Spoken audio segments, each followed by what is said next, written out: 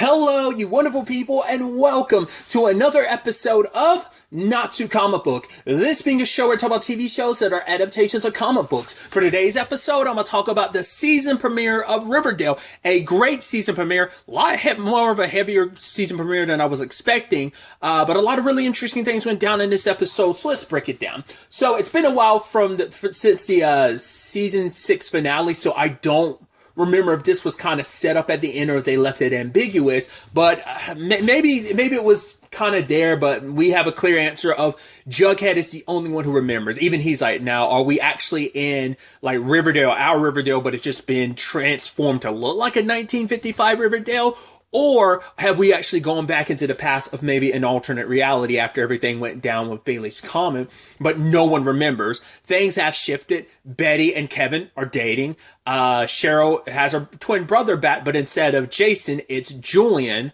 Archie's still Archie. Even Jughead being like, yeah, there's no Reggie currently.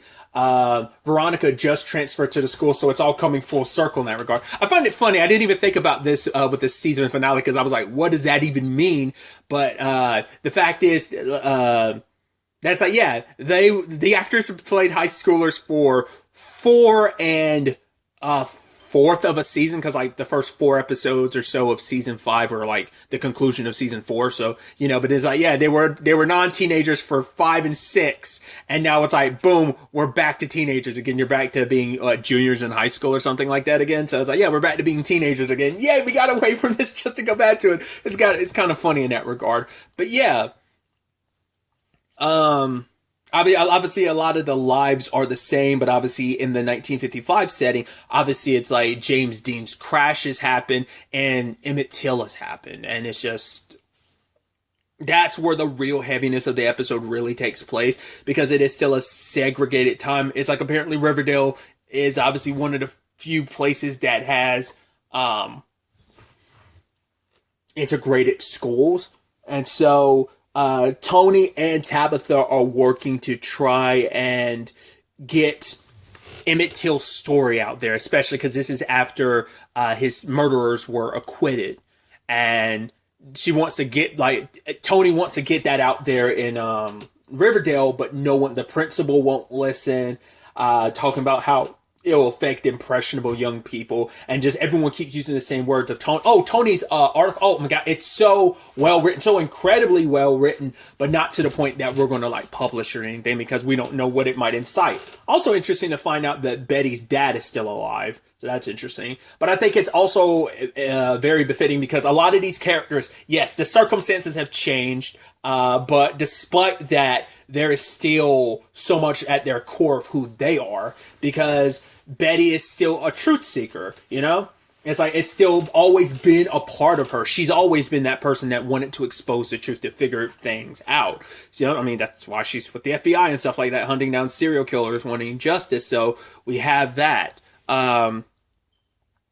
I think you also have that situation of like, it's also represented by Tony, because let's not forget, like at Riverdale High, she was a guidance counselor. And so for those who were like young and kind of lost, and kind of giving a voice to those who didn't have one, and in this case, like trying to spread Emmett Till's voice of what happened to him, I just feel like it all kind of plays into that. And once again, Veronica's here. She has her family life. Obviously, present day was complicated. And that's also another thing coming full circle, because obviously at the beginning of the series, she transferred to Riverdale. Now, that's because of everything that was happening. Once again, her complicated home life, and the same thing is happening here. Her parents are like TV stars, but for her, it's like, my parents never paid me any attention. Their true baby is the show Oh Mija. But for me, this was,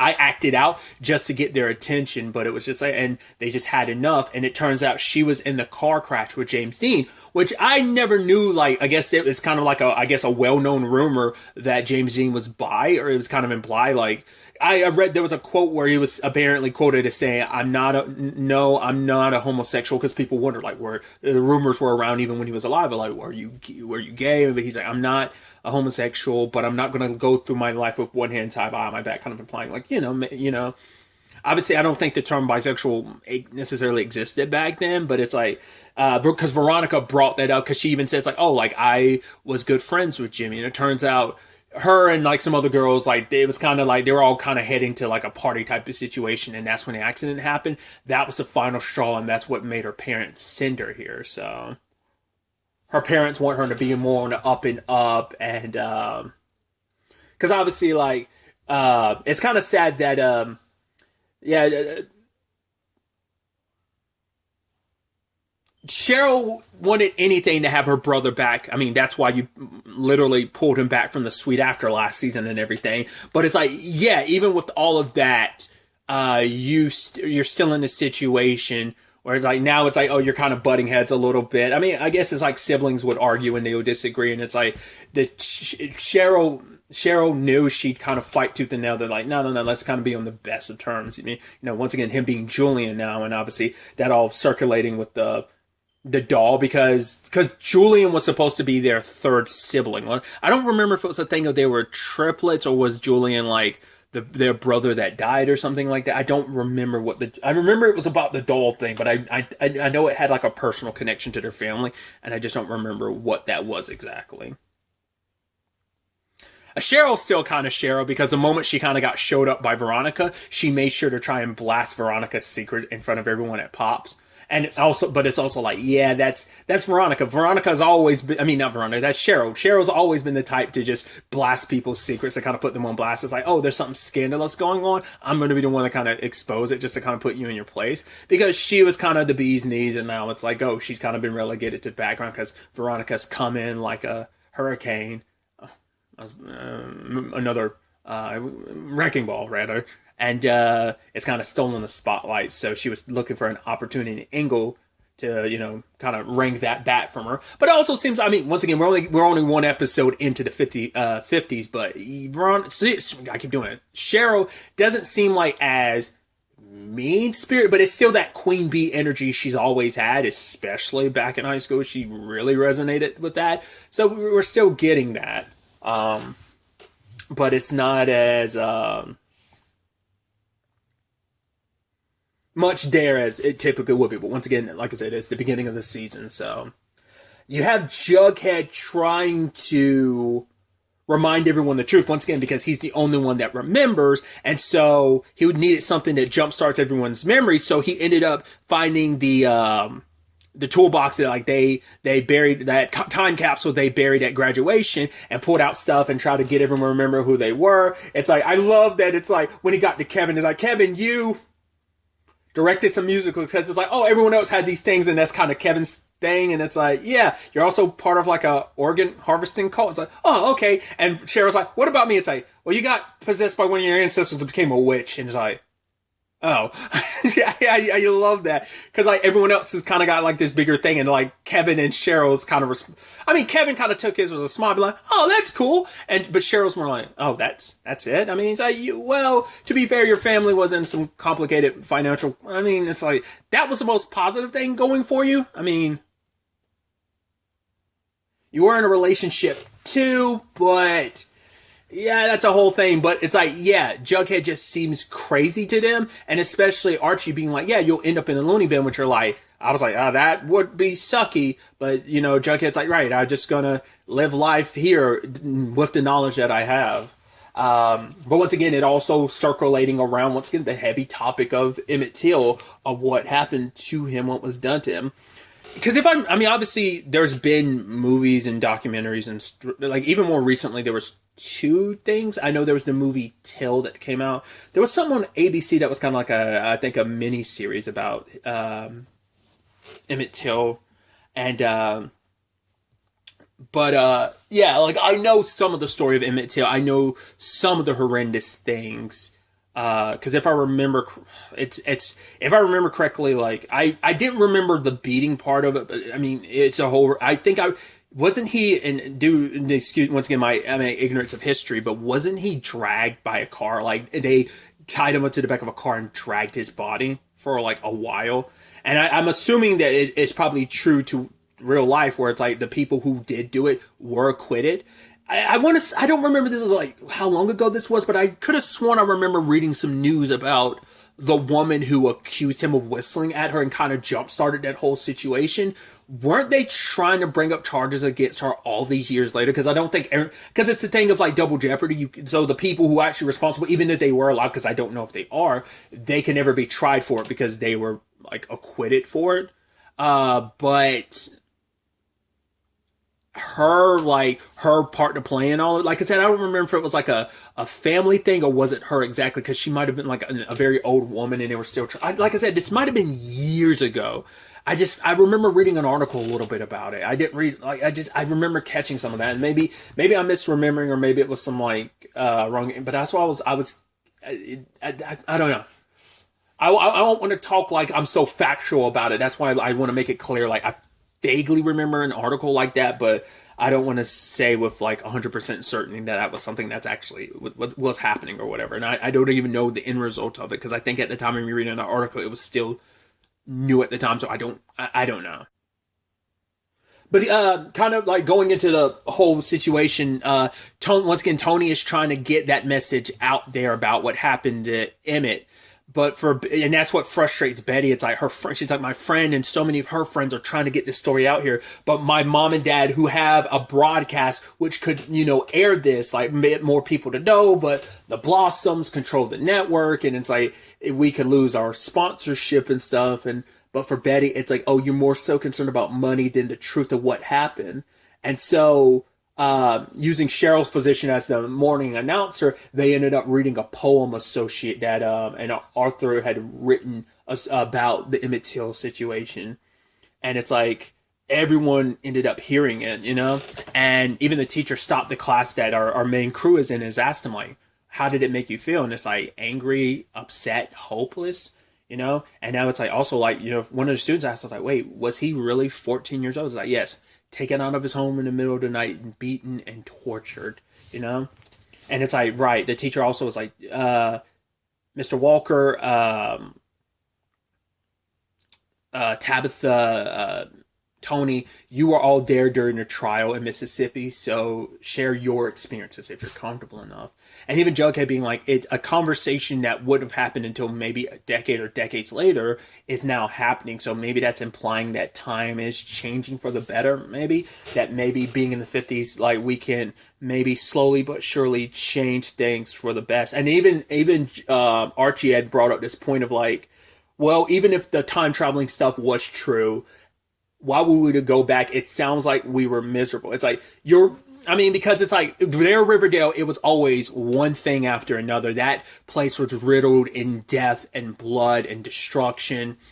And now, but it's like, yeah, we're living in a simpler time. It's not the great, there's still issues, but we have what we have. And it's like, let's start living in that present. And that ends up becoming a lot more prevalent for Jughead when his Tabitha, the guardian angel, she can't quite take them back to their time because their Riverdale doesn't exist anymore, because their attempt to stop Bailey's Comet didn't work. And so, using last of her energy, like Tabitha ended up sending them back into the 50s because now she's trying to go throughout time and unravel and untangle everything, because she wants them to be able to go back to a Riverdale that isn't haunted the way it is. The Riverdale that we've come to know, a one that doesn't have, once again, isn't drenched in blood and death, but for that to happen, she needs the timeline to kind of stay as stable as possible. And Jughead, knowing what he knows, can dangerously unravel all of that.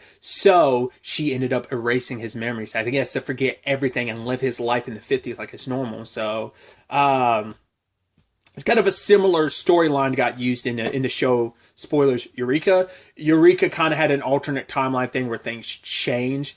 I believe the only one because Jack had his memories erased, I believe Henry, because you never really circle back to it. Once again, I've not seen Eureka all the way through in a very long time. But I want to say the thing was with Jack, he didn't remember, but Henry was like, hey, he remembered like the original timeline, and like that element of him remembering that I don't think ever came up again. It's also interesting, like the parallels, because of like what's going on in Riverdale now, and like I said, things kind of coming full circle. Eureka's final scene in its show was things coming full circle. It's literally like, I think opening of the first episode, maybe to some extent.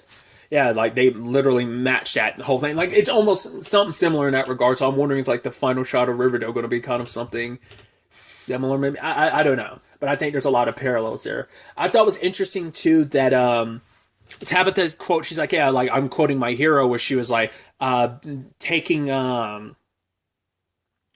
that basically the moral compass of the universe, believing that the moral compass of the universe bends towards justice. And I was like, where have I heard that quote before? It's a Martin Luther King Jr. quote, but I was like, where have I heard that? I was like, I heard that recently. It was Quantum Leap. I think, it was Magic. Ernie Hudson's character in Quantum Leap had quoted it, the rebooted 2022 series on NBC. But he had quoted that because obviously, if you're aware, that's a time travel show, which is also interesting because like obviously this element. I mean, obviously Tabitha's whole thing is time travel, but also like she was doing this last season as well, kind of like some of like nasty points in history and stuff. So that's why I'm curious. Like, does that mean we probably won't get that version of Tabitha popping in? Well, there is the. Tabitha, this time she was going to Mississippi and she was asking for Jughead's help. So maybe their kinship will build through like this. Granted, he won't remember it, but still.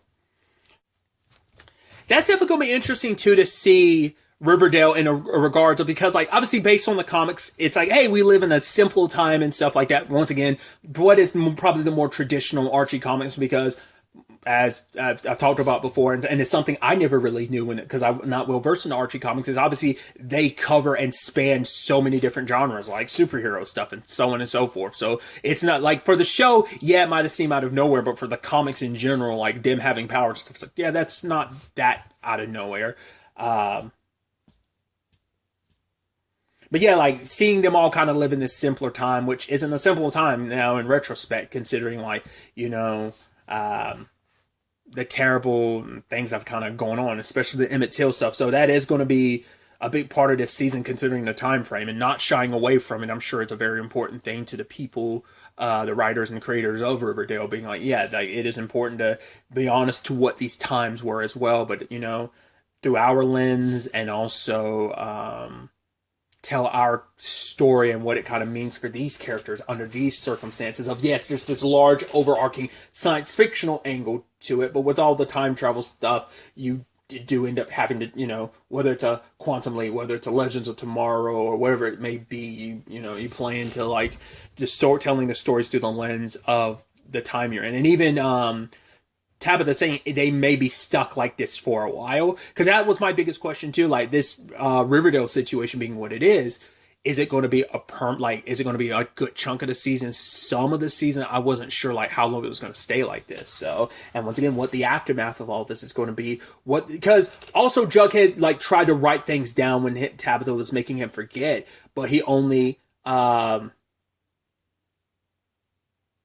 bend towards justice were the only words he was able to get.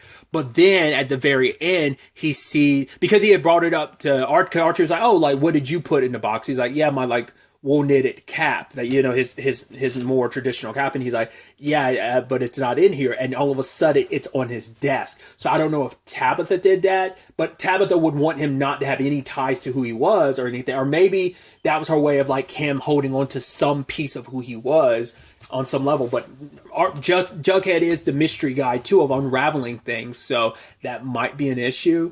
What this all means, we'll ultimately have to wait to see where this new season, this final season of Riverdale takes us, how this all ultimately will play out. I looked it up, and hopefully this doesn't end up changing, but I Googled it just ahead of time. It does seem like this is roughly going to be a full season of it's 20 episodes instead of the more traditional like 22 or 23. So it's definitely going to be a full-length season to tell that story that it's going to tell, and what that story fully is going to be is definitely going to be interesting to see how this all plays out. And once again, do people end up kind of where they were in the Riverdale that we've come to know? Like obviously with the I mean, it's sad too because Betty and Archie, will they get back together, especially where they were? But Veronica wanted to be with Archie, but now she kind of is, but kind of isn't, because it's like, hey, here's 2 points in life here. Hey, here's me with Julian, or here's me with Archie. I'm gonna go walking my own path and figure stuff out, and that's kind of where Veronica was present day. So it's definitely, like I said, it's going to be fascinating to see where all this ends up taking us going forward into the next episode.